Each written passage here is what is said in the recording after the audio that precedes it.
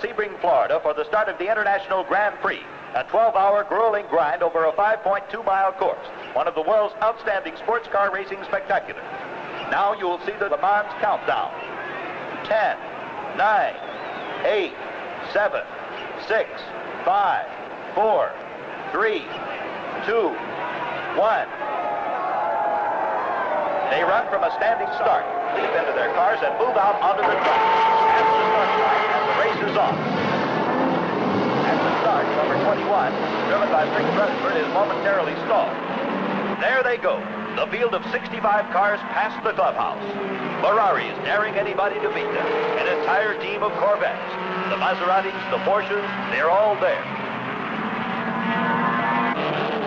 What a sight as they compete for position in American road racing's greatest spectacular. The Corvette team has moved up to first place, coming into the S's. It's Bill Garrison in Corvette number 4, first in the pack.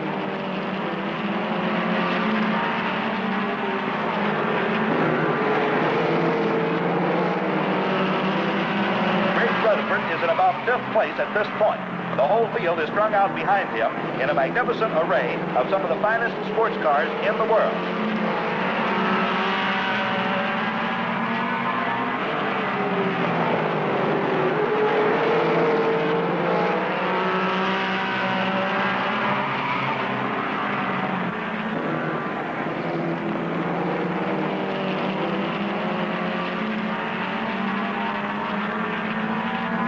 Negotiating one of the difficult hairpin turns is number 35, one of the red Ferraris.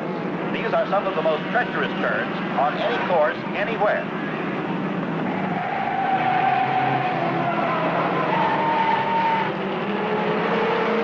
Man, just look at that Ferrari eat up the concrete. Number 26, driven by Bill Hawkins, is out of Rutherford and setting a blazing pace as they roar by Pit Alley.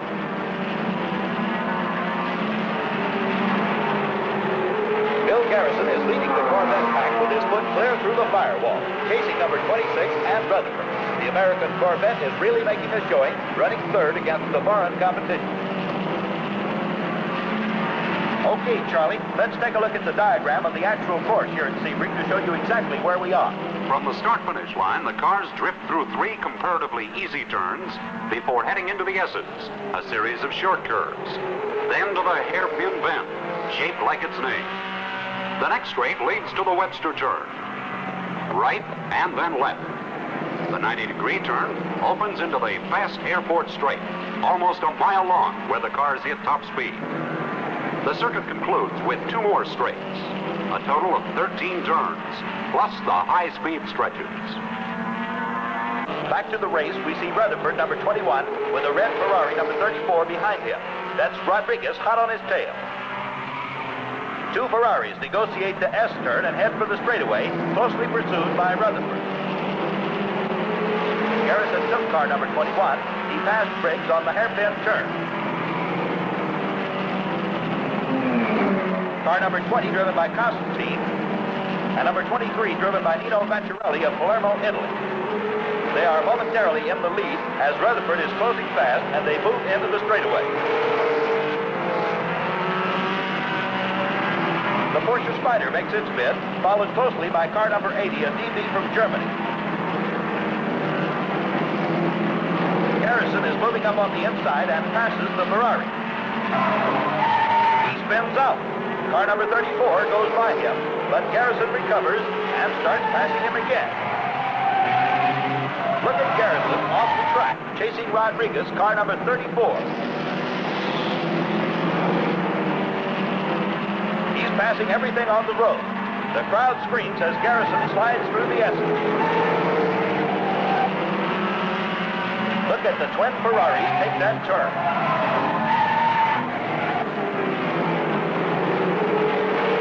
Here's Rick Rutherford, number 21, going into the S's with the Porsche Spider behind him, number 59. On the straightaway, we see a duel between the Porsche and the Corvettes.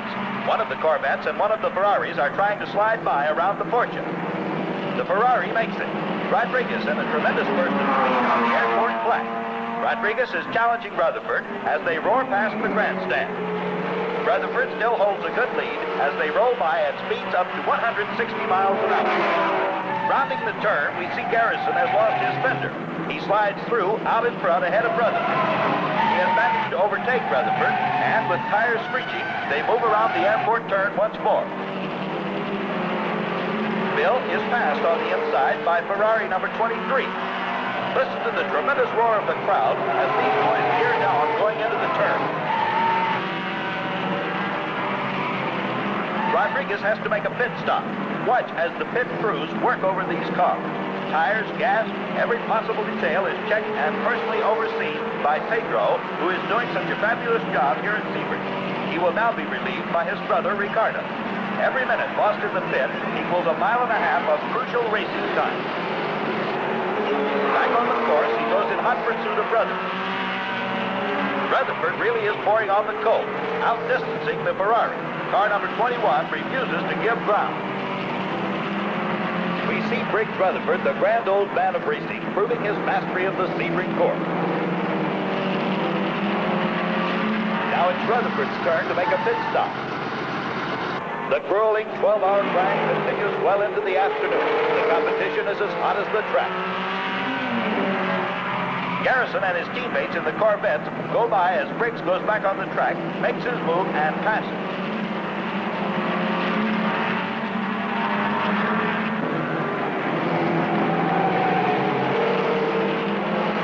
The grind is beginning to show. Ferrari number 36 is being pushed in by the driver. Nobody caddies for these boys. Number 46, the Porsche Spider, has developed engine trouble. And its driver gamely walks back to the pit. Now one of the Corvettes has a pit stop. What kind of a job does this crew do? American bolt-on wheels require precious seconds of time. It's 95 degrees on the course and 110 in the cockpit. Look at those smoking tires. Briggs, leading the pack on the corners, is hotly pursued by two of Garrison's teammates as we go around the Webster turn at the end of the airport straightaway. Garrison is back on the track in Corvette number 4. Look at that boy go. The crowd roars as he slides through the corner. Garrison is ahead. The Corvettes require maximum driving skill. They go down the straights with ease, but are sideways and on the ragged edge through many of the turns.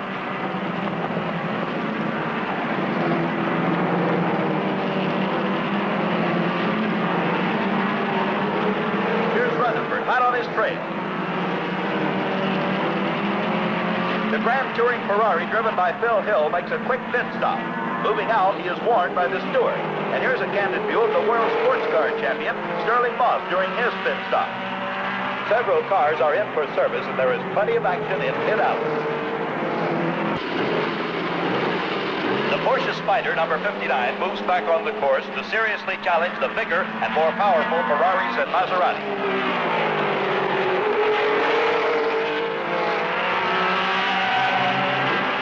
This has been a tremendous race today, but it looks like the weather is turning against us.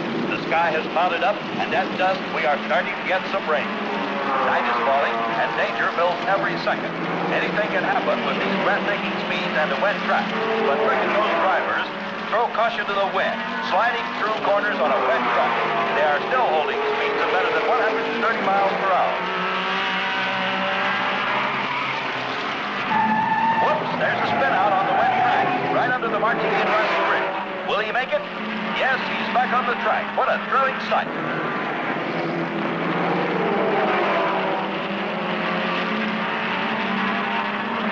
That red Ferrari is starting to slide. He's heading for the bridge. Holy mackerel, look at that car come apart, completely disintegrated. But look, miracle of miracles. The driver, Bill Hawkins, is being helped out, and he is actually walking away. I can't believe it. Night descends on the track. Look at the beautiful rainbow. The track is drying up. Earlier this afternoon, 65 cars were looking for the pot of gold, and now the rainbow. The flash of headlights, looking like creatures from another planet, and the 37 cars that are left at dark continue to roar around the track. Night speeds here at Sebring decrease only 15 to 20 seconds per lap. He Each car and driver has covered a distance of well over 1,000 miles at average speeds near 100 miles per hour. Top speeds in the straightaways have exceeded 150 miles per hour. Today has brought heartbreak for many. Victory is in sight for several, but all who finish know that the 12-hour Sebring Grand Prix is the supreme test in American road racing for both men and machines. We are nearing the end of 12 hours of blazing, punishing action.